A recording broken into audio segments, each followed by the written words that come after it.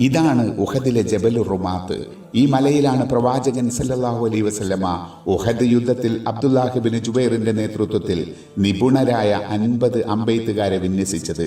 എന്നിട്ട് അവരോട് പ്രവാചകൻ സല്ലല്ലാഹു അലൈഹി വസല്ലമ പറഞ്ഞു, യുദ്ധം അനുകൂലമായാലും പ്രതികൂലമായാലും നിങ്ങൾ ഇവിടെ നിന്നും ഇറങ്ങി വരരുത്. ഞങ്ങൾ കൊല്ലപ്പെട്ടു എന്ന് കണ്ടാൽ പോലും നിങ്ങൾ മല ഇറങ്ങരുത്. ഞാൻ വിവരം തരുന്നത് വരെ നിങ്ങൾ ഇവിടെ തന്നെ ഉണ്ടായിരിക്കണം. ആദ്യഘട്ടത്തിൽ ശത്രുക്കൾ പിന്തിരിഞ്ഞോടുകയും മുസ്ലിങ്ങൾ വിജയിക്കുകയും ഗനീമത്ത് മുതലുകൾ സമാഹരിക്കാനും തുടങ്ങിയപ്പോൾ പ്രവാചകൻ സല്ലല്ലാഹു അലൈഹി വസല്ലമ കാവൽ നിർത്തിയ അമ്പെയ്ത്തുകാർ അബ്ദുല്ലാഹിബ്നു ജുബൈറിന്റെ വാക്കുകൾ ധിക്കരിച്ച് മലയിറങ്ങി. അവർ താഴെ ഇറങ്ങിയ തക്കം നോക്കി ഖാലിദ് ബിൻ വലീദിന്റെ നേതൃത്വത്തിൽ ഒരു കുതിരപ്പട ഈ മലയ്ക്ക് എതിർവശത്ത് കൂടി തിരിച്ചു വന്ന് മുസ്ലിങ്ങൾ ആക്രമിച്ചു. പ്രതിരോധിക്കാൻ കഴിയാതെ മുസ്ലിങ്ങൾ പരാജയപ്പെടാൻ കാരണമായത് ഈ അനുസരണക്കേടായിരുന്നു.